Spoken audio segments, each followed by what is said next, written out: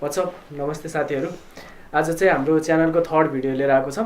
आज चाहिँ पहिलाको बसेर कुरा गर्नुभन्दा आज हामी तपाईँलाई बजार देखाउँछौँ। के गर्ने भन्दा आज प्रशान्तको ल्यापटपमा ऱ्याम थप्नु छ अनि एसएसडी स्टोरेजको बारेमा नि केही बुझ्नु छ अनि हाम्रो यो माइकको ब्याट्री पनि चेन्ज गर्नुपर्ने भएको छ। त्यही गर्ने अब के खिचिन्छ बाटोको भिडभाड मास्क लगाएर हिँड्ने हो अनि त्यही कुरा गर्छौँ। अनि जस हामी चाहिँ अब टेक्निकल जस्तो भए पनि होइन मान्छेहरू जस हामी जस्तो पनि कुरा गर्छौँ के कुरा गर्दा भनेर के कुरा गर्दा ठिक हुन्छ जस्तो लाग्छ भने तपाईँहरूले रिकमेन्ड गर्नु केही सजेस्ट गर्नु त्यही अनुसारको भिडियो बनाउँछौँ। ल अब लेट्स गो।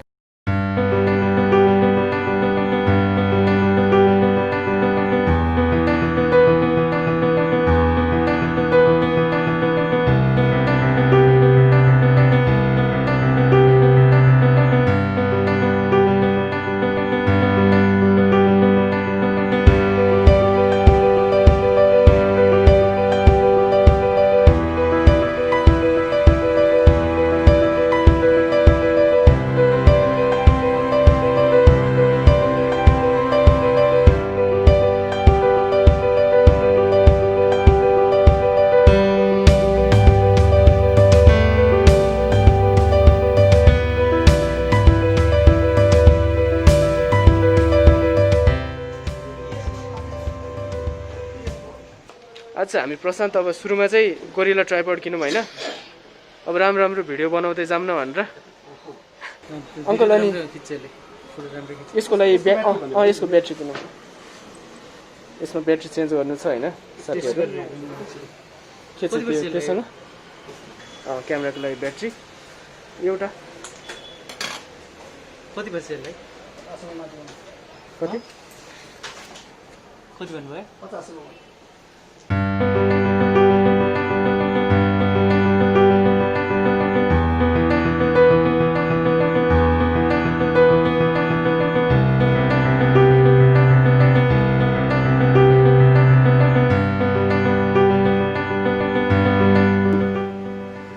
यो भनेको माइकले काम गरेको हो।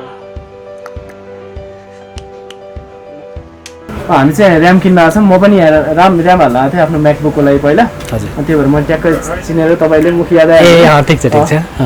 अनि के प्रशान्त अब भन्नु न अङ्कल तिमीले ल्यापटपमा ऱ्याम हाल्न चाहेको हो? हजुर। हुन्छ तिम्रो पहिलाको कति 8 GB ऱ्याम छ होइन अनि यसमा तिमीले अझै 8 GB हाल्यो भने 16 GB ऱ्याम हुन्छ अनि तिम्रो 16 GB ऱ्याम भएपछि यसको ल्यापटपमा पर्फर्मेन्स यति पनि बढ्छ होइन।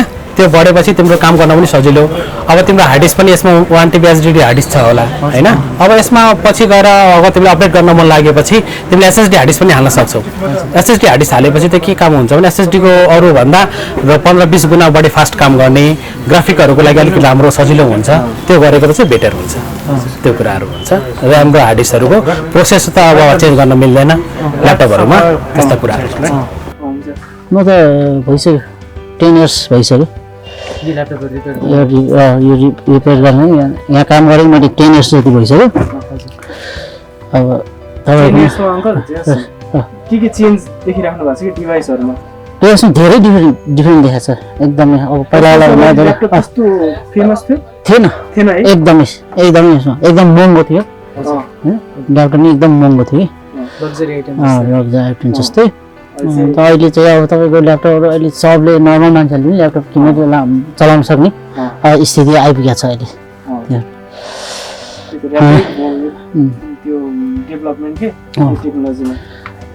तर पहिलाको दाजुमा अहिले सफ्टवेयर गर्न चाहिँ गाह्रो छ। नर्मल मान्छेहरूले सफ्टवेयरको लागि चाहिँ नि एकदमै गाह्रो छ अहिले होइन। अहिले नयाँ ल्यापटपहरूमा नयाँ सिरिज 10 जेनेरेसन ल्यापटपहरूमा सफ्टवेयरहरू गर्दाखेरि चाहिँ धेरै कुराहरू सानो कुराले पनि दुःख दिन्छ क्या एकदमै। त्यो चाहिँ एकदम हेर्नुपर्छ। अब यो खोलेर ऱ्याम चाहिँ हालिदिउँ होइन।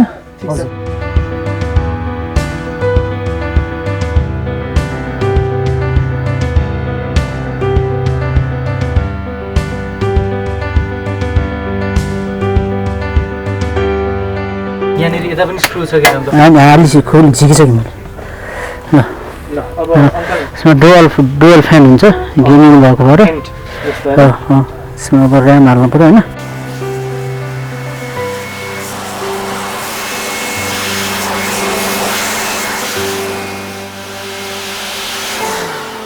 ल ठिक छ।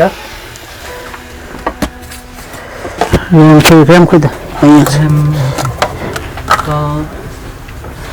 एसएसडी स्लट कहाँ निस्किन्छ हेलो एसएसडी स्लट यहाँ छ हजुर M2 स्लट भन्छन् ए हुन्छ गरिदिन्छ एसएसडीले कति पर्छ बेलुकासम्म हुन्छ नि हुन्छ म यहीँ छु सिटीमै छु कि अहिले कोही पछि भन्नु न अनि 56 अनि 512 ऱ्याम हाल्यो हाल्यो अब एकचोटि डिस्प्ले सो गरेर हेरौँ पहिला ऱ्याम हाल्सक्नुभयो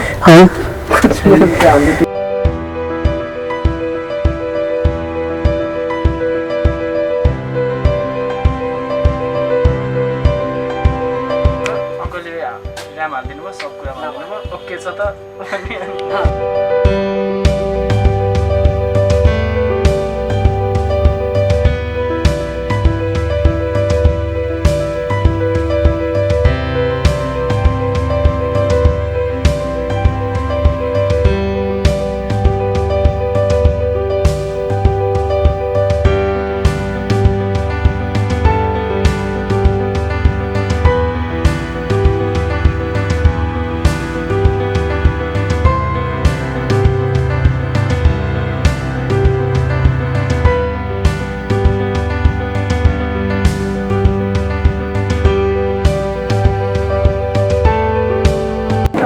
आज हामीले के सिक्यौँ त सिक्ने कुरा भन्दा नि आज त एक्सप्लोर गर्ने नै बढी भयो है अब समराइज आजको दिनलाई आज के भयो जोस् अब तिमीले ऱ्याम थप्नु कहाँ जाने भनेर थाहा पायो भाइले पनि राम्रो ट्रिट गर्नुभयो होइन क्यामेरा लगेर जसरी स्पेसल ट्रिटमेन्ट पाइयो जस्तो फिल भइरहेको थियो हजुर अनि अब 10 बजीदेखि काम गरिराख्नु भएको छ भनेर थाहा भयो त्यो अङ्कलले अनि एकजना मान्छे कसरी 10 वर्ष एक ठाउँमा टिक्छ भन्ने कुरा चाहिँ अलिकति त्यही त होइन कुरा चाहिँ अलिकति अनि त्यसपछि अब मोमो आउँदैछ मोमो र लस्सी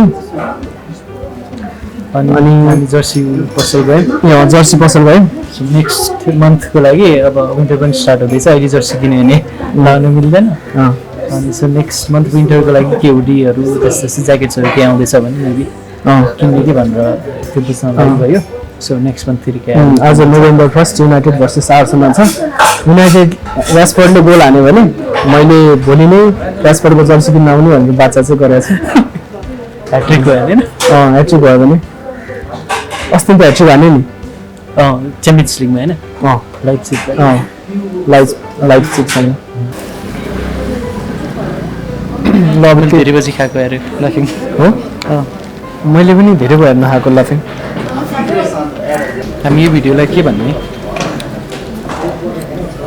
खै टाइटल के दिने जे सोचेको थियौँ त्योभन्दा त कम्प्लिटली डिफ्रेन्ट भयो तर एक्चुअल विकेन्ड सिट्सहरू जस्तो चाहिँ भएको छ एक्सप्लोरिङ कम्प्युटर पसल for RAM in search of RAM upgrade अनि त्यसपछि न्यु रोड बसन्तपुर नेपाल भन्नु हुन्छ हुन्छ है in search of RAM upgrade भनेर र साथीहरू आजको चिटच्याटको थर्ड भिडियो चाहिँ अब यहीँ सकाइदिउँ होइन अरू पनि अझै राम्रो भिडियो लिएर आउँछौँ भन्ने बाचा गर्छौँ अनि माथि लगाउन कस्तो नराम्रो हो ल यति भन्दै आजको भिडियोलाई टुङ्गाउँछौँ bye bye until next time see you नमस्ते